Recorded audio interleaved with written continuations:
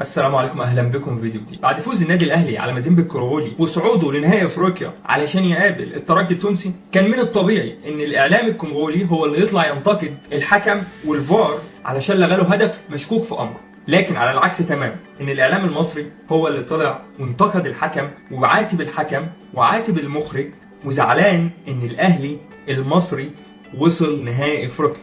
نقطة التحول في المباراة من وجهة نظري هو هدف مازيمبي اللي دخل في النادي الأهلي ثم والحكم احتسبه ثم الفار ألغاه. ده بالايد. انت بتقول بالايد، انا بقول لك مش بالايد. ها انا وجهة نظري كده. الهدف يعني خلاص ما الحكم ما حسبوش في النهاية، انا بقول لك دي نقطة التحول. انت شفته ايه؟ انا شايفه هدف. والاستاذ علاء عزت شايفه ايه؟ بس ده عمرو تحت بغض النظر دي عين الصقر، عارف عين الصقر بتاعت اللي اوروبا حطها في الشبكه. يعني الفار ده كله ده والثمانيه اللي قاعدين في الفار دول يعني كلهم عمي.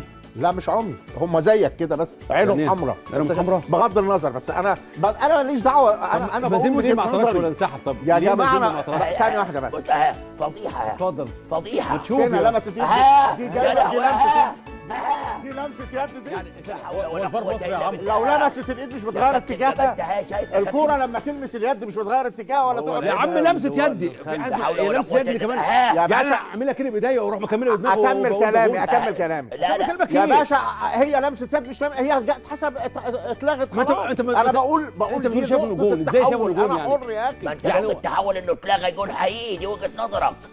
يعني دلوقتي في حكم من العالم كله شايفاه هيتامر بتاعت الفار. عندنا التآمر مش من الحكم ولا من الفار ولا من مين؟ التآمر من المخرجين اللي بيجيب لك لقطه تديك احساس ان الكوره لمست يد. الفار ده فيه كام كاميرا يا عمرو؟ الفار ده فيه كام كاميرا؟ ده شغل مخرج مباراه بعد اذنك يعني. بغض النظر الفار ملوش دعوه بالحاجات دي. انت ليه مش عايز تعدي؟ انا بتكلم بشكل عام. النهارده دي نقطه التحول في المباراه الحقيقيه. الكابتن جمال جايب لقطه من التليفون بيقول بعيد عن ايده ومؤيد عمرو انها هدف. يعني وجهه نظر. انت زعلان ليه على وجهه نظرنا؟ هي اتلغت خلاص، احنا ما بنتكلمش عليها. ماشي، نقطة التحول خلاص. دي نقطة التحول. يبقى نقطة التحول تقف. لو الهدف ده اتحسب، هو ما اتحسبش. لو الهدف ده اتحسب كان هيصعب المباراة على النادي الاهلي. وهنا الاستاذ عمرو الدرديري المشهور زملكاويته الشديده وفي نفس الوقت كرهه للاهلي، نفس الموضوع الكابتن رضا عبد العال بيقول لك ان الهدف صحيح وان الغلط عند المخرج مش عند الحكم ولا عند اي حد. فالمخرج عشان اهلاوي ولونه احمر وعينيه حمراء جاب لك اللقطه اللي تبين ان الهدف مش صحيح والهدف في لمسه يد. طيب انا عاوز اقول لك يا كابتن عمرو، لانك بتتكلم عن جهل وما تعرفش حاجه في الفار ولا سيستم الفار بيشتغل ازاي، المخرج ليه تدخل لكن مش بالدرجه اللي انت فاهمها. يعني في حاجه اسمها غرفه فار. هو لو ما فيش حاجه اسمها غرفه فار يا كابتن عمرو، كان الحكم هيروح للمخرج على الشاشه ويقول له يا مخرج اعرض لي اللي انت عاوزه. المخرج ده بيعرض لنا احنا كمتفرجين لقطه، وممكن غرفه الفار تعرض للحكم لقطه تانية خالص. لكن انا عاوز افهمك ان الفار ليه كاميرات خاصه، ودي شركة كاملة ومنظومة كاملة وتطورت وبتتطور، والموضوع ده مش مصري. يعني الماتش ده ما كانش في مصر عشان يبقى فيه تحيز للأهلي أو للزمالك. ولو أنت مفكر إن محمد نصر هو مخرج المباراة اللي هو معروف بأهلاويته عشان كده عاوز تطلع المشهد ده، أنا بقول لك معلومة بقى، مش محمد نصر كان بيخرج الماتش، فما تحاولش ترمي بلاك على أي حاجة وخلاص. في نقطة تانية حبيت قوي تهربك لما علاء عزت والمذيع حاول يزنقك ويقول لك إنك بتقول كده استنادا لإيه أو إيه إثباتك إن الهدف سليم وما فيهوش لمسه يد. حاولت تهرب وتقول انا بتكلم كلام عام وما بخصصش كلامي، انا بقول كلام وخلاص وعدي الموقف وعدي الدنيا. انا عاوز اوجه رساله تطلع ترند والزملكاويه ياخدوها لقطات، لكن انا ما بتكلمش بجد يعني. فحبيت قوي تهربك لضعف موقف. جاي في الطريق، انا شفت الشوط الاول وجيت في الطريق بزر. هو لعيبه الاهلي اعترضوا؟ لا خالص. الجول جه؟ لا.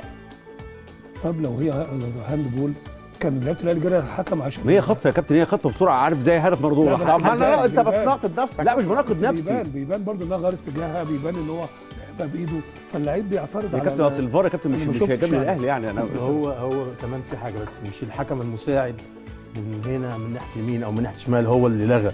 ده الفار يا جماعه بيشوفوا اللعبه بتاع حوالي مثلا 10 مرات وبعدين يقولوا قرار. المشكله مش في الفار يا كابتن رمضان، المشكله في المخرج. بيجيب لك لقطه من ناحيه معينه، دي ممكن انا احسبها التفكير راح لحته ثانيه، بيتهم المخرج بالتدليس انه بيضحك على الفار بلقطات معاكسه.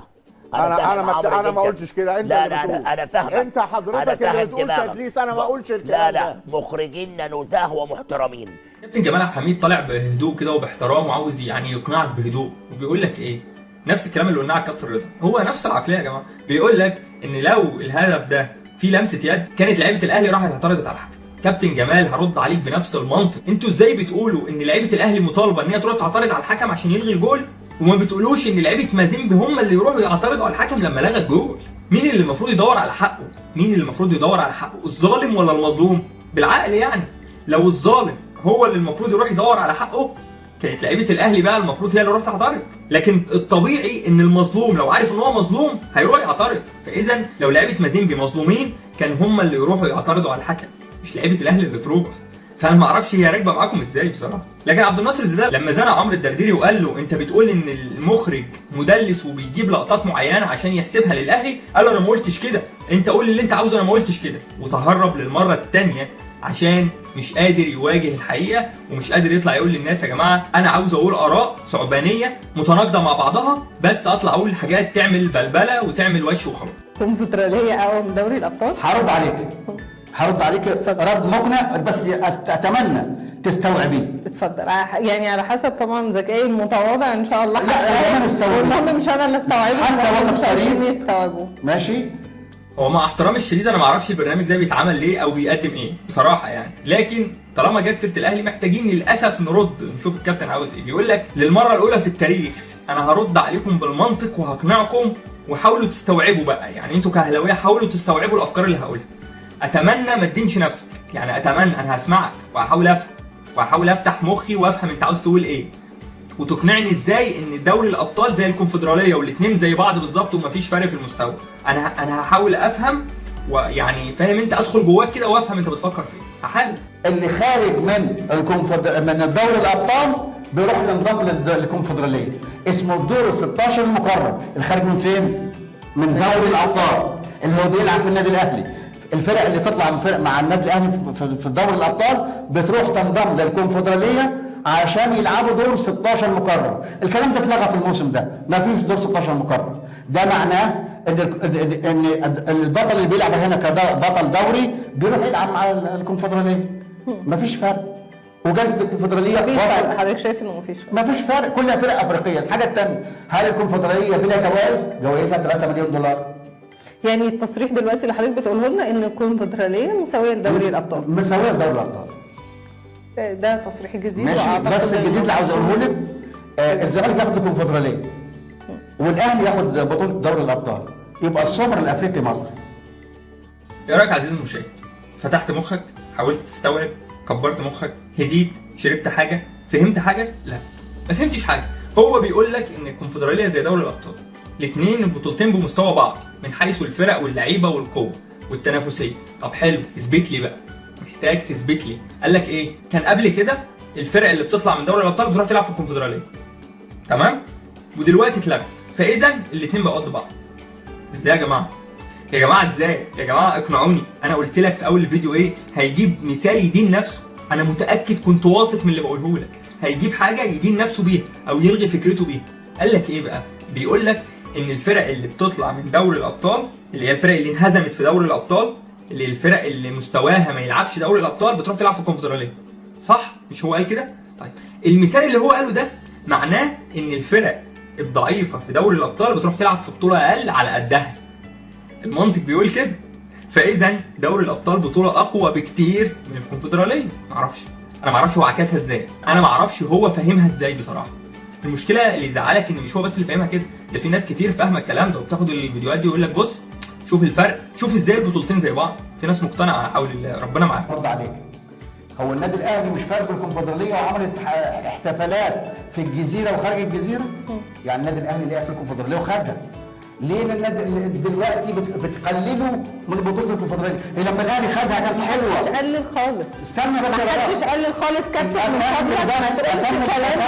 اكمل يا رب. لما الاهلي خد الكونفدراليه دي حلوه ومسمسمه وجميله، ولما الزمالك خدها لا دي وحشه وكئيبه ودي كانت صغيره في الامور. احنا ما قلناش ان احنا بنقلل خالص، احنا بنناقش حضرتك في الامور بتاعه المباراه. حضرتك ما تطلعش من الموضوع ودخلنا في نقطه. انت بتساليني دلوقتي على الكونفدراليه فرق ضعيفه، هو الاهلي لما خدها كانت حلوه والزمالك لما ياخدها لا وحشه يا اختي. لا احنا ما بنقولش وحشه، احنا بنقول اقل من دوري طب والاهلي لما خدها ما زعلت، ما قلتش ليه اقل؟ ما هو بياخد ده وبياخد ده.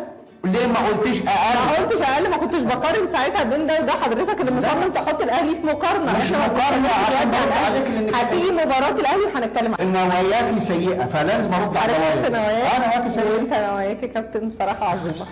كابتن عبد الشافي، كابتن عبد الشافي، انت كل كلامك بيدين نفسك، يعني انت برضو كل ما تيجي تثبت صحة كلامك تدين نفسك بالكلام. مبدئيا هو محدش قال ان في وجه شبه بين البطولتين، يعني محدش قال الكلام ده.